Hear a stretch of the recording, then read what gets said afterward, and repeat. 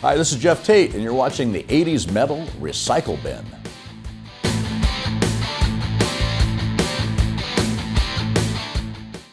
Well, nobody has a crystal ball, but I think good times are ahead.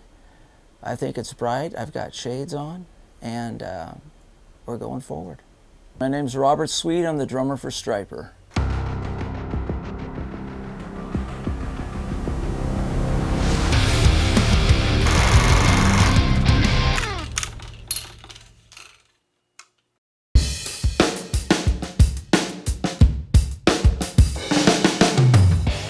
Turning on MTV the first time and watching us be #1 on MTV. I mean, that for me was just a total mind blower. What year was that? That was 1986, 87. Now that continued from about 86 to 90, but I would say 86, 87 was the time period where, you know, it was the dial-in MTV thing, and it was just great. And then we had the tour we did after that, the In God We Trust tour, where I had a 105-piece drum set swinging around and playing arenas. And it was just like, wow, I finally got to do it. I got to go see Van Halen for all these years and go, oh my God, this is what I want to do. Now I'm getting to do it. You know, so those are the two highlights, I think. But there are many. And, you know, being back together right now is a highlight. So it's all good.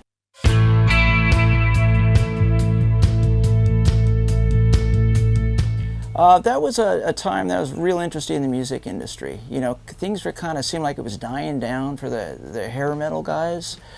Not that I really looked at Stryper as that, but I think some people did look at us that way. I don't really think we were, but we did have hair. I mean, I still got it, but we just, you know, put out that compilation and kind of went out and did a tour with it. Next thing we knew, grunge had taken over the scene. And, you know, speaking of Nirvana, I remember back in '91, Danny Goldberg was our manager. He managed Stryper, but he also managed Nirvana and Hole. And I remember seeing the three of them standing off in an office, and I walked past it, not even realizing who they were yet. And that was right before, you know, their big record, Nevermind, came out. I just wish I would have stopped in and said hello. I didn't know. But it was just a time of change, you know. Music was changing, and I think there was so many kind of fake things going on with people using tapes and you know, fake voices, and people wanted to get back to something more real. So that helped catapult grunge to the scene. It seemed a little more sincere to some people.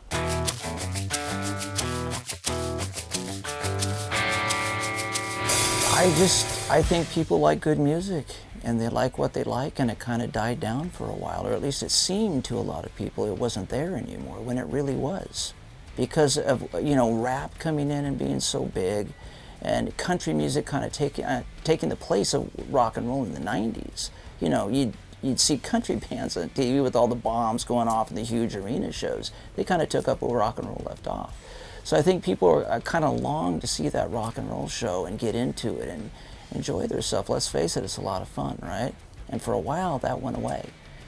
At that point, we had I think we were getting ready to go out with Rat to ping pong on some arena tours, and it just kind of settled down and kind of went away for a while. And here we were, you know, used to playing arenas and big shows, and then everything just kind of changed. And I think it was tough for guys in our generation to go, what's happening? We've had a decade of bam, bam, bam, you know, and now it's slowed down. But, you know, it's coming back. It always does. You know, you can't kill rock and roll, right? So it kind of calms down for a while, but you know it's back in your face.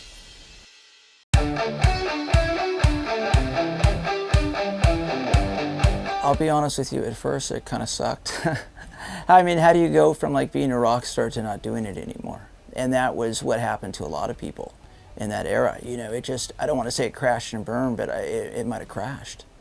You know, but that was so it could start back up at another time. But it was tough at first, but I think that time was for me to find myself and to meet my wife, my lovely wife, Victoria. She's sitting off to the side here.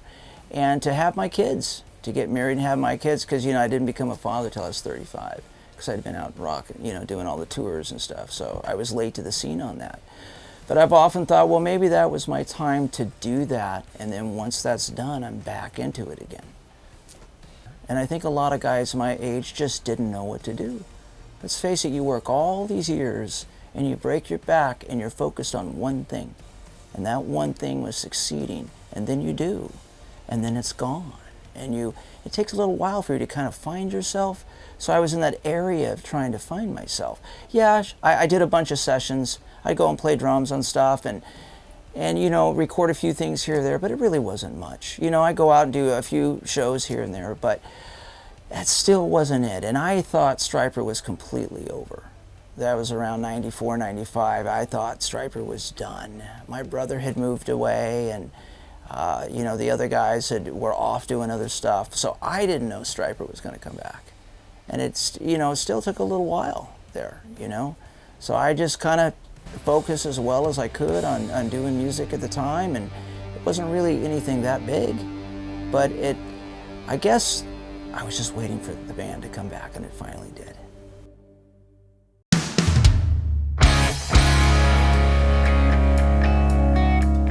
We had a record company that had gone bankrupt, Enigma Records. It was just, grunge was coming in. I think there was kind of a burnout, if you want to say. We had at that point done 4 or 5 world tours and, doing record after record, and contracts were fulfilled. And so I think my brother was just, he's always been a guy where he likes doing side projects and producing to the bands and solo projects. So I think that was just a thing he felt like he needed to do in his life, kind of go out and do his own thing for a while.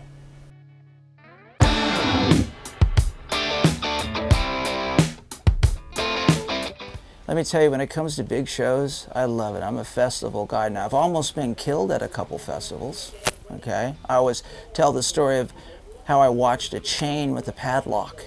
We were at a death metal festival, I think it was in Holland, and the crowd was vicious. So I was putting double kick on every song as much as I could, and I see a chain with the padlock go over my brother's head. He doesn't even know it. He bent down and was doing a solo, and it hit me in the ankle. And then I bent down to look at the chain while I'm playing, and a full jar of mayonnaise comes over my head, still sealed, hits the wall behind me and explodes. I look back, I see our tour manager's got a gun in his hand, standing off to the side of the stage thinking everything is going to go down. It's going to be bad. That's how much I love festivals. We were still ready to play that even though it was dangerous. So am I glad it's back? I think it's coming back, I think it's good. I think there was a while there where a lot of people thought, no, the intimate setting's better, and yeah, it's great, But I like the big shows. I'm a big show kind of guy.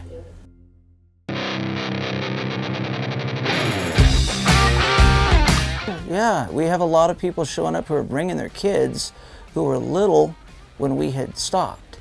And I've heard just what you just said, that, thank God I finally got to see you because I was too young when you were doing it. And we're doing it again, and I feel like there's really not been that long of a time. It has been a long time, but it feels just like a couple years ago to me. I feel like we're just naturally stepping right back into it. And yes, we're seeing a lot of people bring their kids, which is great. And I bring my kids too when I can. And it's great.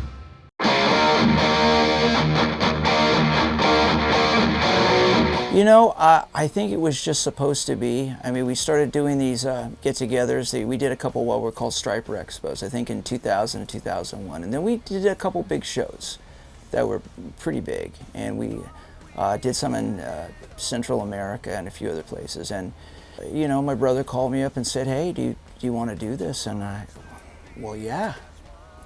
And I still have people coming up to me today going, hey, when are you guys going to get back together? And I've been going, it's been 13 years now. We've been out bashing our heads against the wall, doing everything we can, So I'm glad we're back. And so remember that, we're back. And it's all good.